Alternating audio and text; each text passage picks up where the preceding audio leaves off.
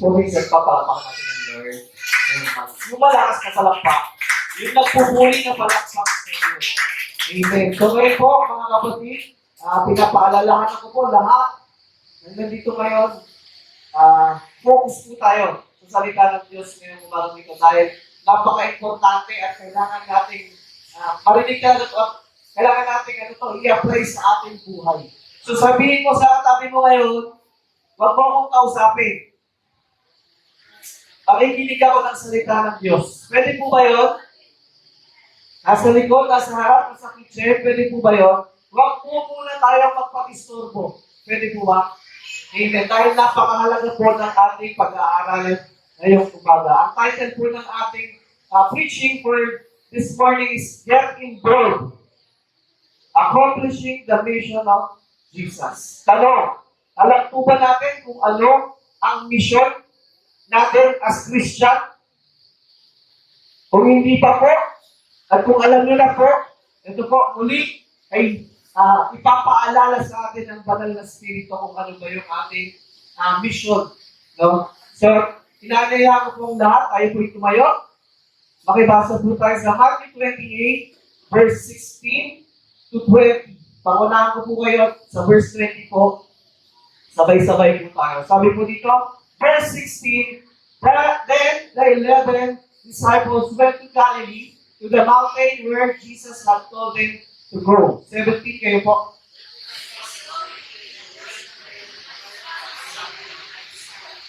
Verse 18, that Jesus came to them and said, all authority in heaven and on earth has been given to me.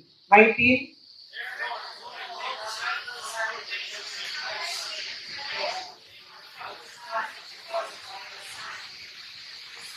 And verse 20, sabay-sabay po tayo, and teaching them to obey everything I have commanded you, and surely I am with you always to the very end of age. Saglit po tayo yumuko at manalangin. Father God in heaven, we thank you, we glorify you, Lord God.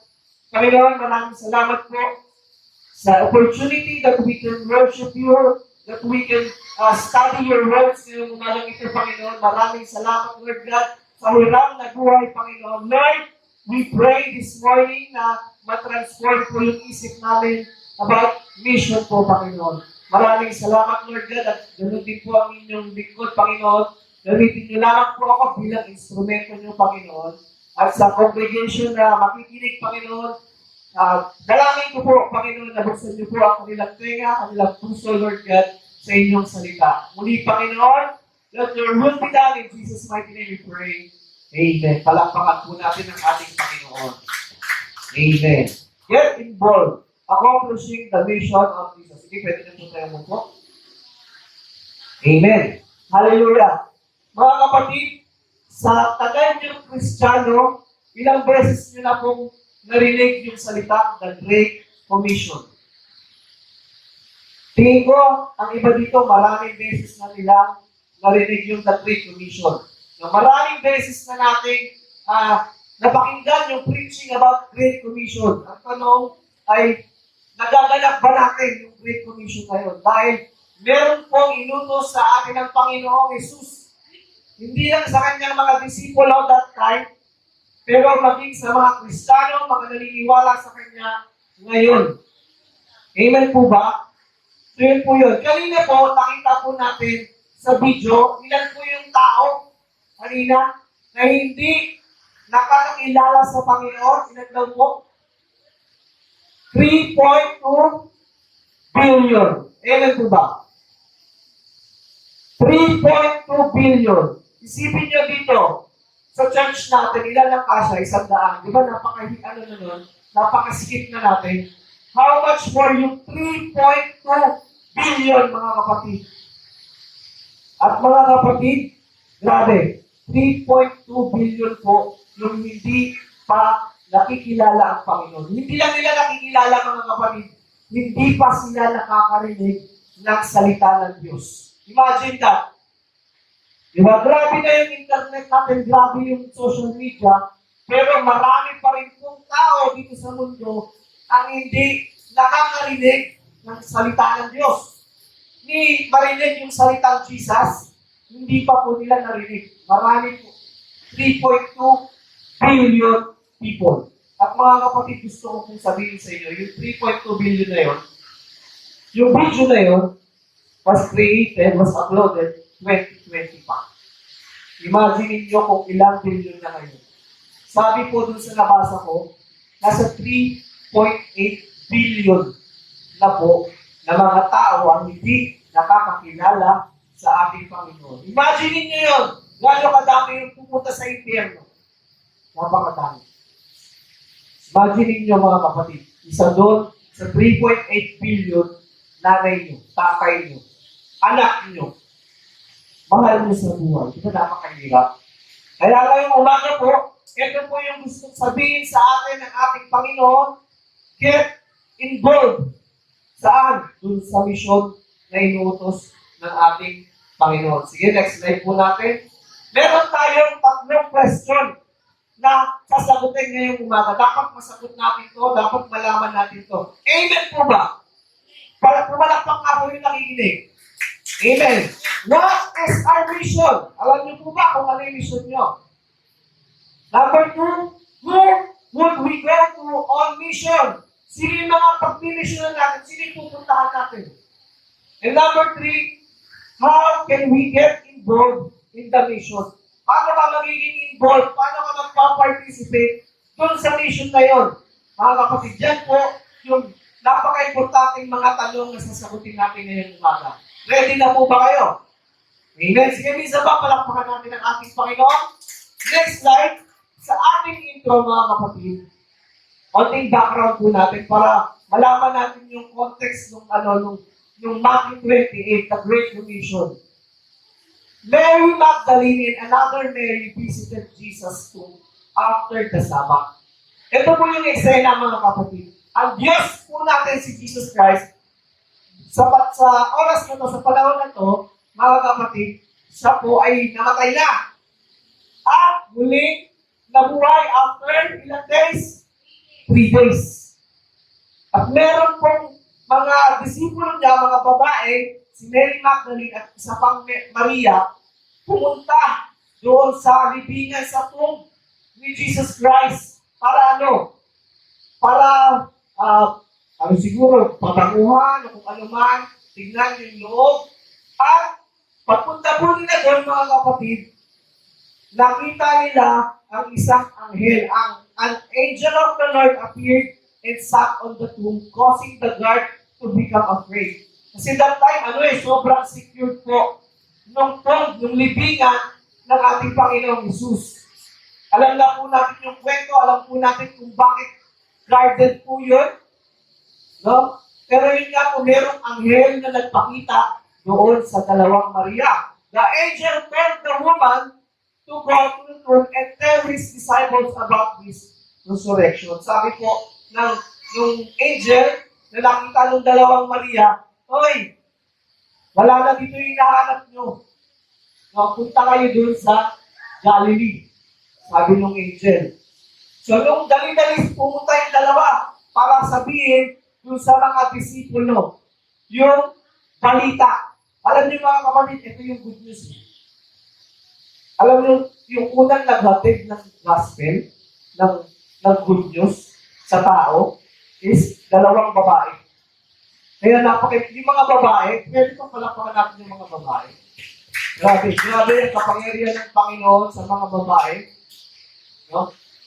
Dalawang babae, ang unang nag-share ng good news sa mga disipulo na muling nabuhay ang Panginoong Jesus. Bago sila makapunta dun sa 11 disciples, mga kapatid, nagpakita muna sa kanila ang Panginoong Jesus. Imagine that, patay si Jesus. Grabe, brutal yung pagkapatay sa kanya. At nakita siya ng dalawa. Alam niyo anong ginawa ng dalawa na babae? They kneel. Lumuhod sila doon sa harapan ng ating Panginoon at sumamba sila. Hallelujah. Jesus met the woman and told them to go to Galilee to see him. At after po noon, sabi ni Jesus sa kanila, pumunta kayo, sabihin mo dun sa mga disipulo, na pumunta kayo sa Galilee. No, kung matatandaan po natin yung Galilee, ito po yung parang nila yung home base nila. No, dito po sa Galilee, mga kapatid, dito tinawag ng Panginoong Isus sila Matthew, yung mga mangingisda, sabi ni Lord sa kanila, "Come, I will make you fishers of men." Dito po yun sa lugar na yun, sa Galilee. No? At ngayon po, bago umakit ang ating Panginoon sa heaven, no? Minit niya muna ulit ang kanyang mga disipulo saan? Sa Galilee. Ito po yung eksena natin. So ngayon, next slide po natin. Ang unang purpose po natin, mga kapatid, ang unang nais sabihin sa atin ng Panginoon ngayong umaga ay ito po. Jesus wants you to live a life centered around His mission. Sabihin niyo po, Jesus wants to live a life centered around His mission. Nais po ng Panginoong Jesus na ang buhay po natin maging kagamit-gamit sa kanyang mission. So, yung araw-araw na binigay sa atin ng Panginoon, ang nais niya, magamit natin ito sa pag-mission. Amen po ba? Amen po ba? Gising pa po ba? Amen. So, sa verse 16 po, balik tayo sa verse 16. Basahin ko. Then, the 11, pansinin nyo 11, di ba 12 disciples? Ito pala na to, wala na po si Judas. Diba? Patay na po siya. Then the 11 disciples went to Galilee, to the mountain where Jesus had told them to go. No, isipin niyo po yung yung eksena natin, mga kapatid. Yung mga disipulo po, nasa taas po sila ng bundok, kasama ang Panginoong Yesus. Yun po yung eksena natin. Imagine niyo po. May-imagine niyo po ba? No? Ito po yung time na paakyat na ulit ng ating Panginoong Yesus papunta sa heaven.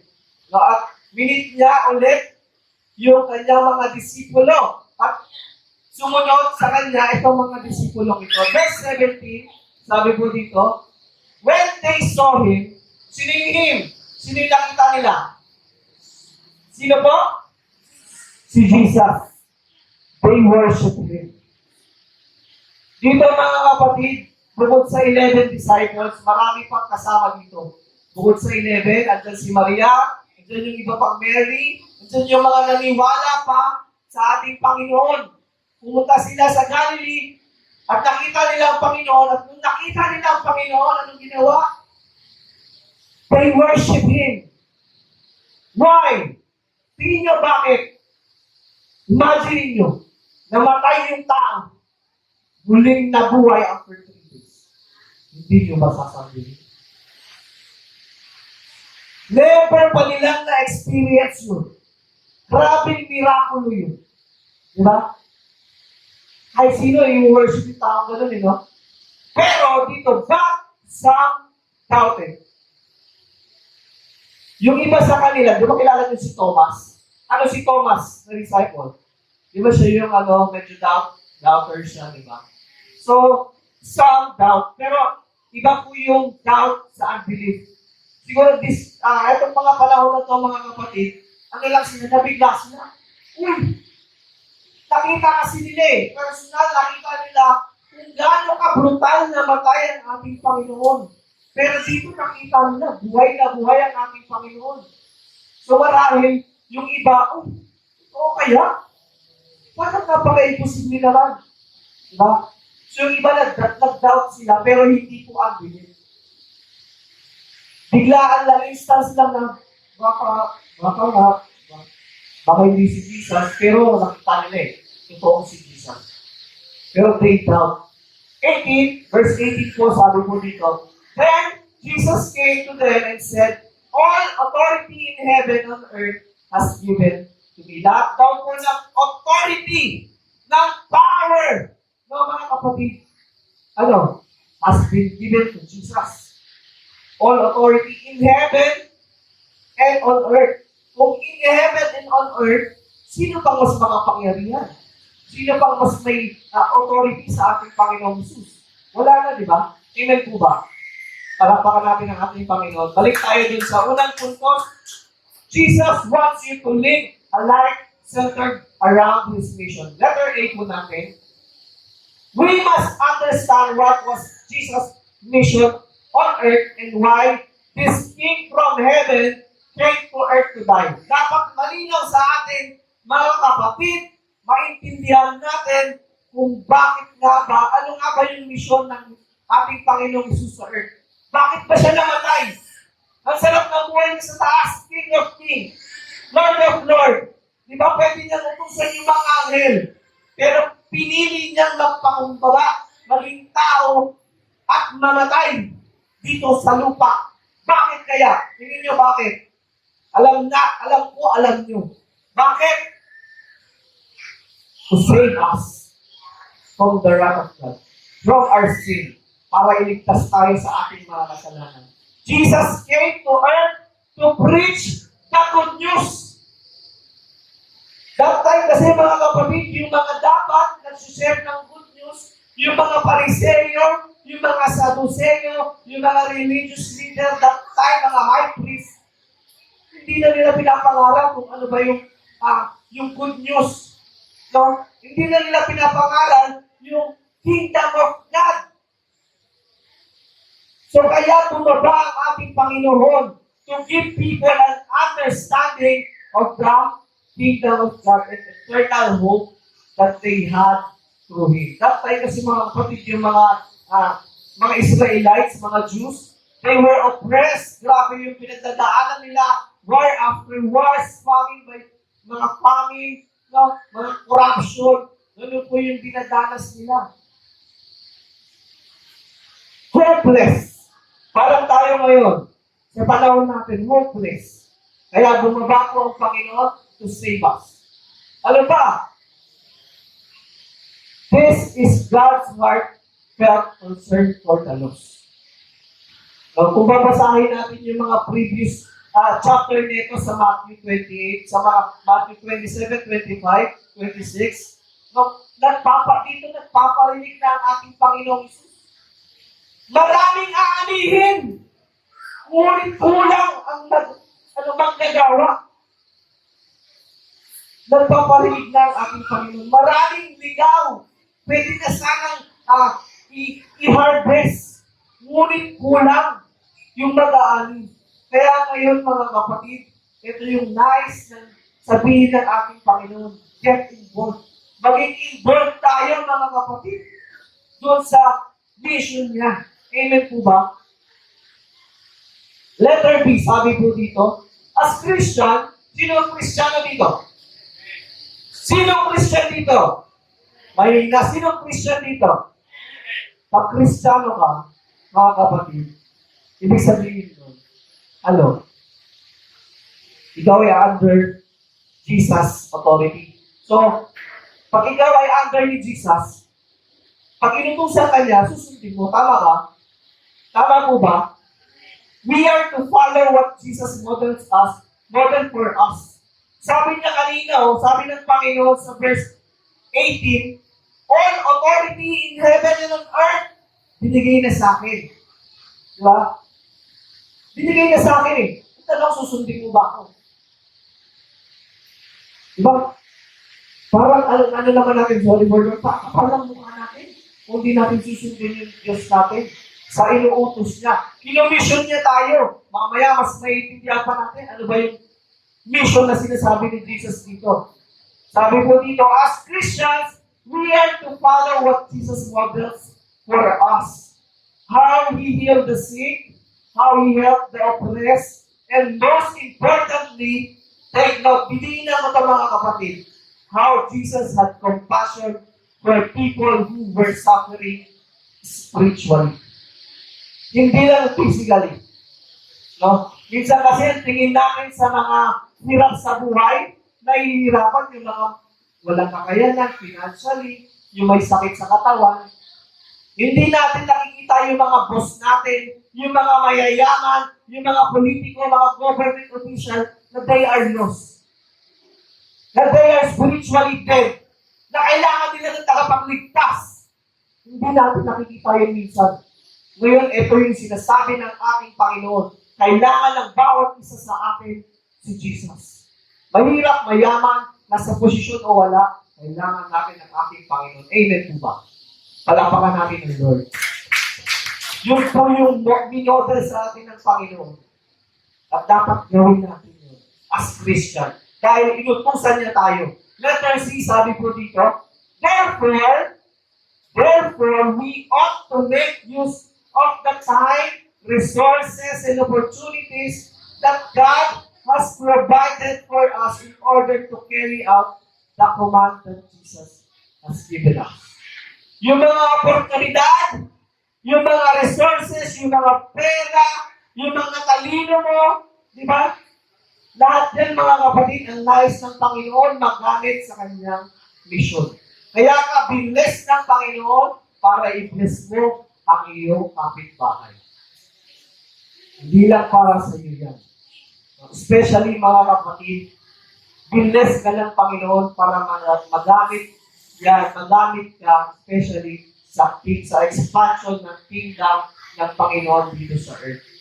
Dahil totoo mga kapatid, na pagbalik ng Panginoong Isus, naabutan niya ang isang tao na walang pananampalataya sa Kanya, sa impyerno siya pupunta. Naniniwala pa rin po ba tayo doon? Amen po ba? Bakit wala tayong boldness? Bakit wala tayong eagerness para i-share yung gospel? Nakaupo pa rin tayo dito. Hindi tayo nadadagdagan. Asa na yung mga katabi natin dati? Asa na yung mga churchmate natin dati?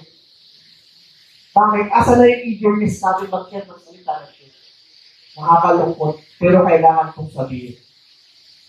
Amen po ba? Halapakan natin ang Panginoon.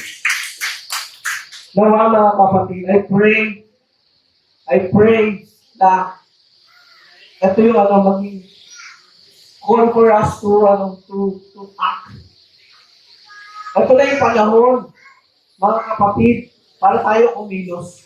Malapit nang dumating ating Panginoon. Kaya, di ba sabi sa Revelation, end times, makakarinig tayo ng gera, di ba, ng famine, nangyayari na yung mga kapatid. Malapit na po dumating ang ating Panginoon. Kamusta ang pamilya natin? Kamusta ang anak mo? Kamusta ang magulang mo? Ako, grabe conviction sa akin ng Holy Spirit. No? Nag-preach ako, hindi ko masira yung magulang ko, yung kapatid ko. No? Nawa maranasan nyo rin yung conviction na yun, mga kapatid. Hallelujah. Sige po. So yun po, yung unang puntos natin mga kapatid, Jesus wants you to live a life centered around His mission. Lahat ng binigay niyang blessing sa inyo, sa atin, gamitin natin para sa mission niya. Amen po ba? Kaya po ba? Palakpakan natin ang Diyos na buhay ngayon natin ito. Hallelujah. Second point po natin, sabi mo dito, Jesus commands you to spread the gospel to every nation. Ito, paulit-ulit na natin itong naririnig. Paulit-ulit every anniversary, every event, spread the gospel, spread the gospel. Nawa, ito na yung time, mga kapatid, na gumawa tayo, ganapin natin ito, mga kapatid. Malapit na ang pagbalik ng ating Panginoon. Basahin natin yung verse 19, sabi po sa verse 19. Therefore, go and make disciples. Ano daw gagawin? Go! Lumayo! Hindi tayo nakaupo lang. Amen po ba? And make disciples. Ano yung disciples? Ano yung disipulo? Ano ba yung ginagawa ng isang disipulo? Nagsiserve sa Panginoon, nagsishare ng gospel. Ako naniniwala ko ang bawat isa dito ay disipulo ng Panginoon. I-empower ang bawat isa dito ng Panginoon to share His Word. Amen po ba? Sino dito gusto magamit sa kanyang kingdom? Ako, tahimik ka. Sino po? Tahimik ka. Di po. Therefore, go and make disciples of all nations, baptizing them in the name of the Father, and the Son, and of the Holy Spirit. Ito po, mga kapatid, yung kinumisyon sa atin na gawin ng ating Panginoong Isus. Bago siya umakyat, sipin niyo po mga kapatid, pag meron pong namatay sa ating pamilya, tapos meron siyang hinabiling, yun susundin niyo, kasi mahal na yung tao. Diba? Alagaan mo yung anak ko, So, ang gagawin mo, aalagaan mo yung anak niya. Hindi mo papadapuan ng lamok. Di ba? Ganun. Dito po ang ating Diyos, namatay at muling nabuhay at paakyat na sa heaven. At iniwan niya to sa kanyang mga anak. Tayo po yun. Ang sabi niya, go and make disciples.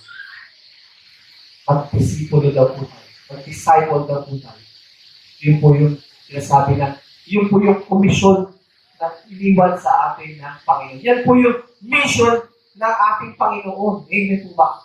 Sa letter A po natin, sabi po dito, Jesus command His disciples.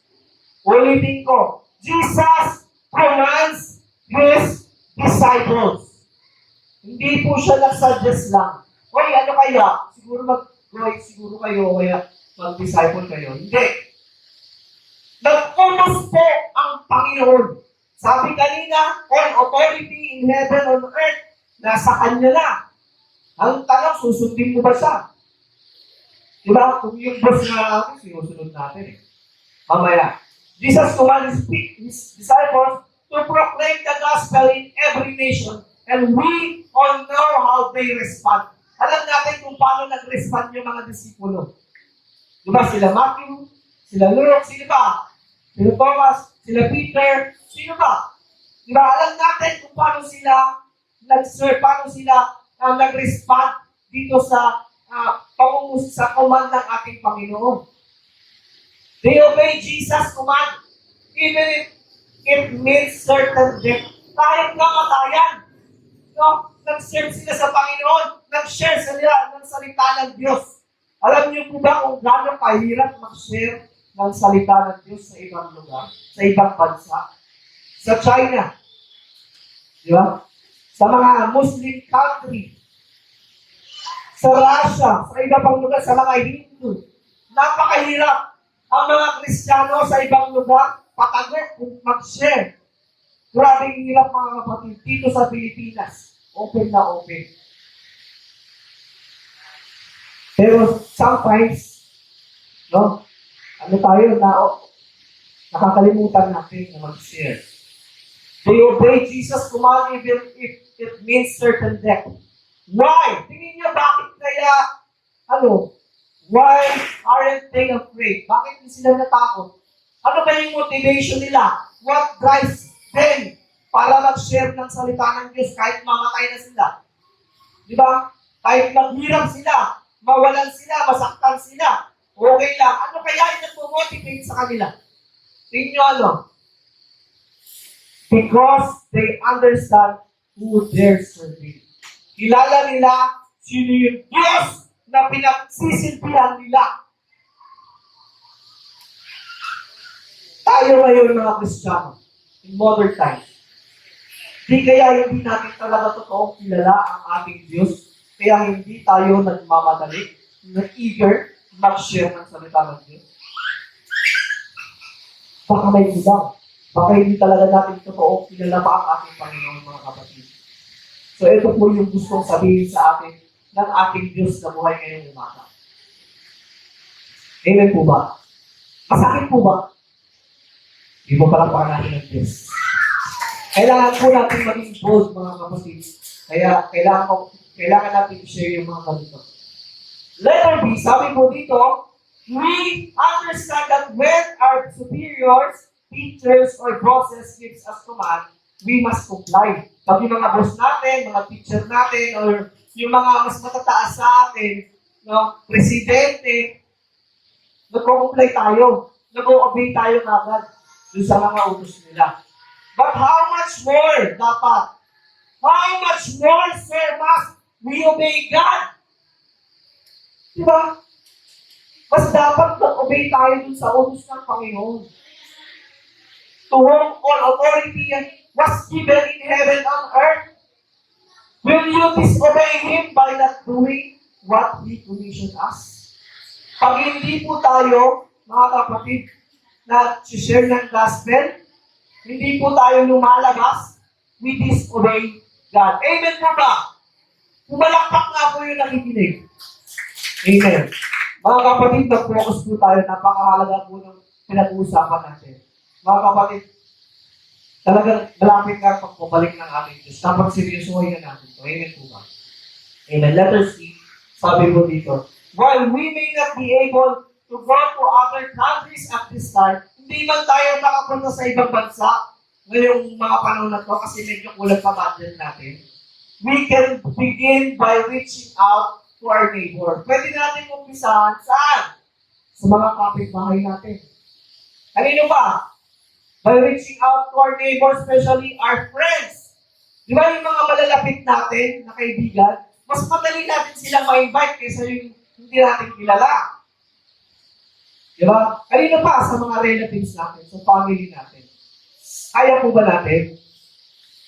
Pag-pray natin, our friends, eto po mga kapatid, alam niyo kung ano yung high calling natin talaga dito sa mission na to. Our friends, high calling should be to proclaim the gospel with those we love. Yun po yung ano natin, high calling natin. Dapat masiran natin yung mga mahal natin sa buhay. Sino may mahal sa buhay dito?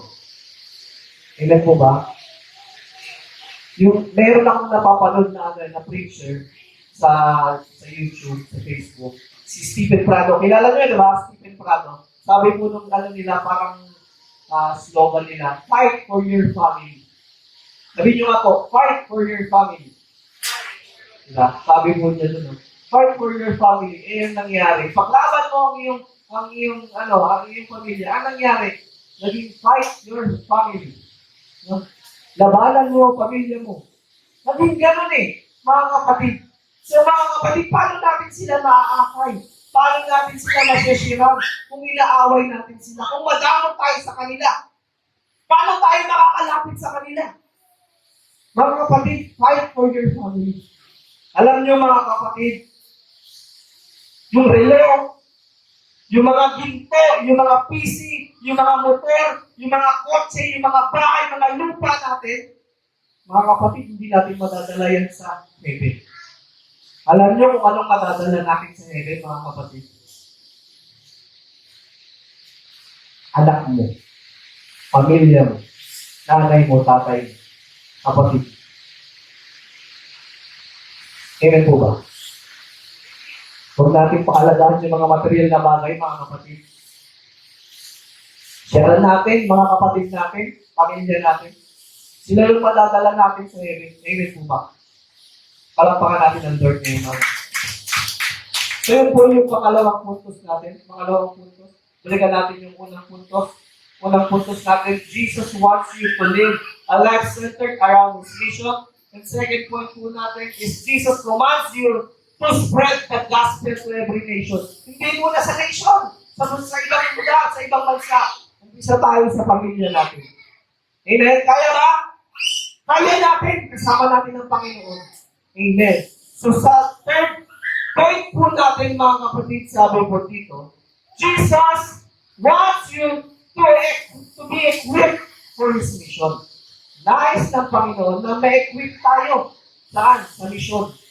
Kasi hindi pwedeng sumabak ka sa gera nang wala kang sandata. Amen po ba?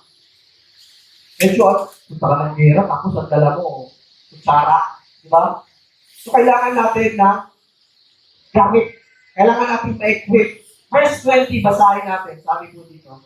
Verse 20, and teaching them to obey everything I have commanded you. Teaching them. Ito po yung mandate natin as Christian. Ito po yung obligation natin as Christian. To teach them what I have commanded you. Eh, ang problema mga kapatid, dapat tayo yung mga dapat turo na. Dapat karne na kinakain natin, eh kailangan natin ano pa rin? Gatas. Diba? Sabi ni Paul sa kanyang sulat, dapat tayo yung mga tagapagturo na. So ngayon, paano ba tayo na-equip? Paano ba tayo magiging ganito? Yung mag-teach din tayo ng gospel. Paano ba tayo mag-share? Paano kaya? Sa letter A po natin, sabi po dito sa letter A, how can we participate in Jesus' mission? Una, we can be involved in church mission in different ways. Marami pong paraan para tayo ay maging involved sa church mission, sa mission ng ating Panginoong Jesus. Diba? Pwede po tayo, you can support financially. Napaka-importante po nito mga kapatid.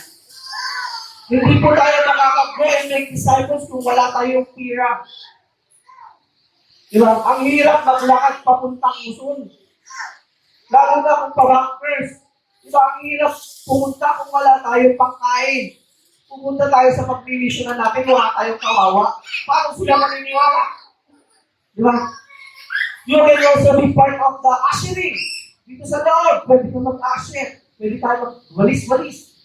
Diba? Magugas ng plato. Or praise team, pwede tayong tumugtog, umawit. Yung mga talento natin, pwede natin ipagamit sa ating Panginoon. Amen po ba? Or, you can help us in youth. Pwede mo kami tulungan sa youth o kaya sa kids ministry. Amen po ba? Pero, mga kapatid, sa letter B, sabi po dito, we need to equip ourselves with His Word. Salita ng Diyos. Amen po ba? Malinaw po ba yun? By singing songs, playing musical instrument, serving our pastors and serving congregation are all important. Lahat po ito, importante po ito. Hindi ko minirenos ko, napaka-importante nitong mga ministry na to. Pero mga kapatid, it is only through hearing God's word that man can be transformed. Wala akong ibang means para ma-transform ang isang tao. Kailangan niya makarinig ng salita ng Diyos. Diba? Awitan mo yan, may inspire lang yan. Diba? Pogi-pogi ka, may inspire lang yan eh. Pero kung salita ng Diyos ang isi-share mo, yun po ang nakakapagbago ng buhay ng isang tao. Amen po ba? Kahit bigyan mo ng pera yan, kung hindi naman nakakarinig ng salita ng Diyos yan. Diba? There is power in His word po, mga kapatid. Amen po ba? Palakpakan natin ang ating Panginoon. So letter C, ito po yung challenge natin ngayong umagang ito. The challenge for us today is to read the Bible. Alam ko po marami sa inyo nagbabasa na and attend services. Attend tayo ng mga service para ma-equip tayo. Amen? Watch online Bible studies and engage in our Soul Revive program. Sino po dito yung nakatapos na ng Soul Revive? Alam niyo po ba meron tayong Soul Revive? Kung hindi po, pwede niyo po kausapin sila Pastora, pwede rin po ako, sila Sister Joy, sila Pastora Raquel. No, andyan po tayo ng Soul Revive. Dito po sa Soul Revive, malalaman natin yung human creation, bakit ba namatay ang ating Panginoon. Diba? Kailangan natin ka-disciple. Kailangan natin ma-equip. Alam niyo kung bakit, mga kapatid? Grabe sa internet. Grabe na ang mundo ngayon. Sabi sa end times, mga kapatid, malapit na ang end times. Sabi po, dadating daw ang isang dadating po ang mga false prophet. Maraming magtuturo na ganito ganyan. At nangyayari na po yun. Naniniwala kayo doon? Sino po yung Pope natin ngayon? Pope Francis, di ba? Alam niyo po ang sabi niya? Sabi niya, all religion leads to one God. Huh? Sabi niya sa Tagalog, lahat daw po ng relihiyon, paano yan, naglilid yan patungo sa isang Diyos. Mali, di ba? Paano yung Mormons, saka yung Mormons kala Jehovah. Yung Mormons, hindi sila naniniwala na may impyerno. Yung Jehovah, tama ba o baliktad? Yung Jehovah, si Jesus, at si Lucifer, magkapatid. Diba? Paano ililit ka ng mga religion na yun? Yung eto, kultong to. Sa kanila, hindi Diyos, si Jesus, tao lang. Paano ka ililit ng tama? Kaya, mga kapatid, kailangan nating ma-equip. Amen po ba? So, ito po yung challenge sa atin ngayon. Manood tayo ng mga Bible study, ma-engage tayo sa Soul Revive, at be part of a discipleship group. Mga kapatid, bilang challenge, sa October po, first Saturday, meron po tayong discipleship. Iniimbitahan ko po ang lahat. Nawa, hindi po natin kaligtasan. Napaka-importante po. Sabado, next Saturday, may discipleship. Umaga. Magpapakain po siya, no? Diba? Tuturo. Yung mga may birthday, mapakain yan. Atin po tayo. Sino po nga atin dito? Pwede na pumalakpak. Sino yung gusto mag-work? So yun po yung challenge sa atin ng Panginoon, mga kapatid. So yun po, nawa, mga kapatid, itong napakinggan natin ay naging call to action sa atin. Nawa, hindi lang gumanon sa atin. Nawa, ganapin talaga natin na mag-engage tayo sa pag-equip saka sa pag-share ng gospel. Kasi po, totoo, mga kapatid, na ang tao na maabutan ng Panginoon na hindi na nanampalataya sa Kanya sa impyerno po mapupunta. Eternal death, eternal separation from God. Napakahirap po, especially sa ating mga family. Kung mahal natin ang ating pamilya, magpa-equip po tayo at mag-share tayo sa kanila. Amen po ba?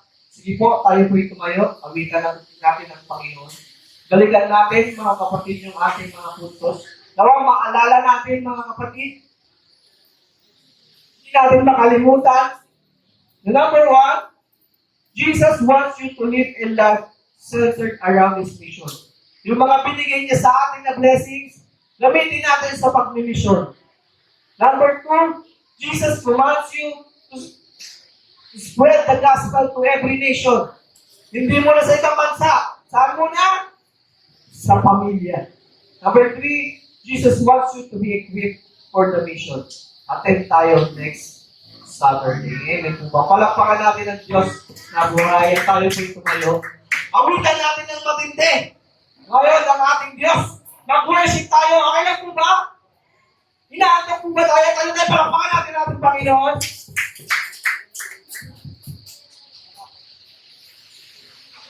Lahat ng labi, aawit sa ating Panginoon ngayong umaga. Pwede po ba yun?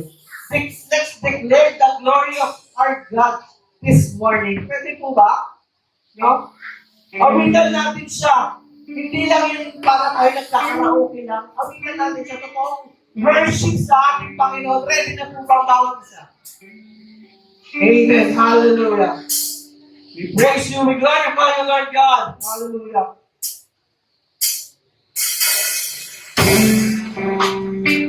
Yes, Lord.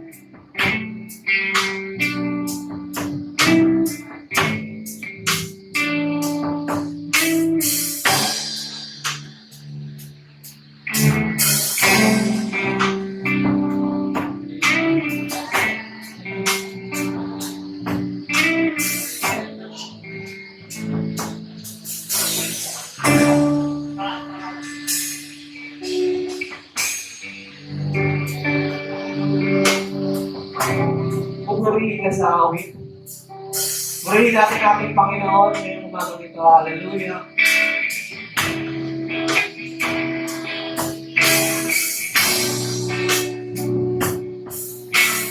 Awitan natin siya, mga kapatid.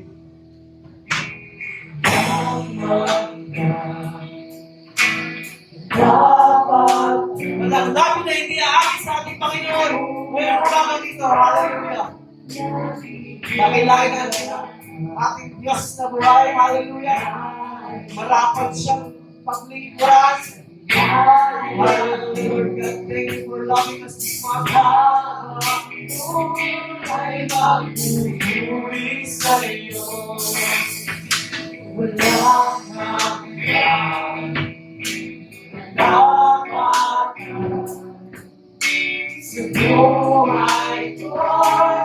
Lagi mo narito dahil sa biyaya mo habang buhay magpupuri sa iyo.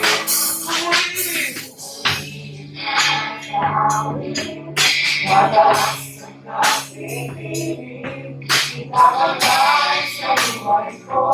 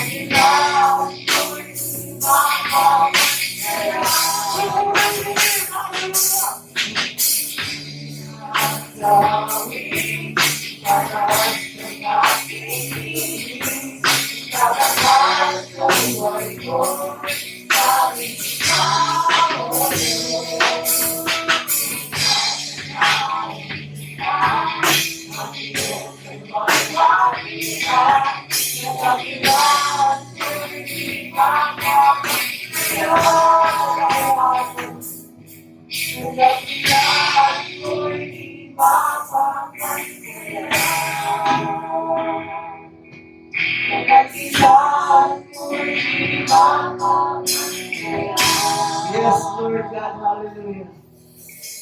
Napakabuti mo, Panginoon, dapat na muli yung inyong mga anak ngayong umagang ito.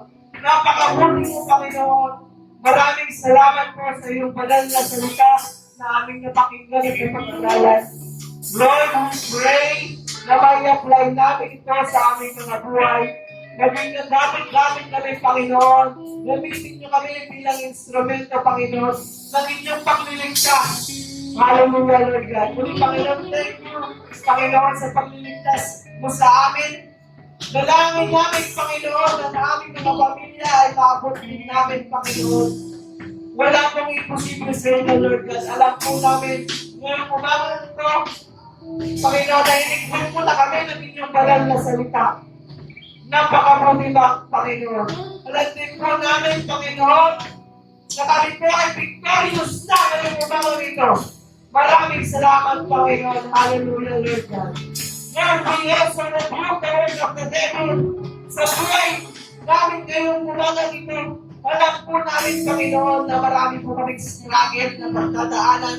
Marami pong temptation na gagawin si Kaling. Makahamdangan, Panginoon, na kami po ay magkapag-share sa inyo.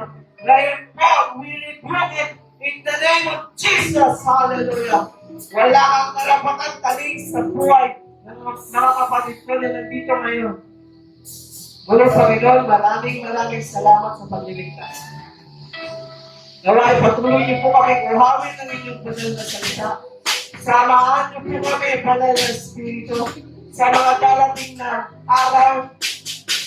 Makasama ka namin, maalala namin na kailangan namin maging strong, maging eager, Panginoon, to share your word, to share the gospel. Hallelujah, Panginoon. Muli, Panginoon, pinupuli ka namin, pinadakila, let your will be done. In Jesus' mighty name we pray. Amen and amen. Palakpakan namin ang ating Diyos na buhay ngayong umaga.